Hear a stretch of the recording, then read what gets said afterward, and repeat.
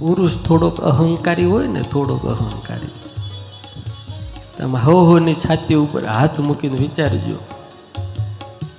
એક પ્રશ્ન તમને પૂછું છું, આમાંથી એક પણ પરણેલો પુરુષ એવો નહીં હોય કે 5 માળાની વચ્ચે એને એની ઘરવાળીને એટલું ન કીધું હોય કે તારામાં તો બુદ્ધિ જ નથી. કીધું હોય કે ન કીધું હોય, એનામાં બુદ્ધિ છે ને એટલે તો તારું આખું ઘર હાચવે છે, તારું ઘર હાચવે. તમારા છોકરા મોટા કરી દે, તમારું ઘર હાચવી દે, તમારા મા બાપ હાચવી દે, તમારા મહેમાન હાચવી દે, તમારી આબરૂ હાચવી દે, અને તોય તમે એમ કહો બુદ્ધિ નથી. તમે જ્યારે એને સન્માન આપશો ત્યારે એ તમને પણ સ્વમાન આપશે, સન્માન આપશે. બધું જ પરસ્પર હોય છે, એકલા હાથે ક્યાંય તાળી પડતી નથી. હનુમાનજી મહારાજે બધાને સન્માન આપ્યું, બધાને, એટલે આખી દુનિયા એને જય કરે છે.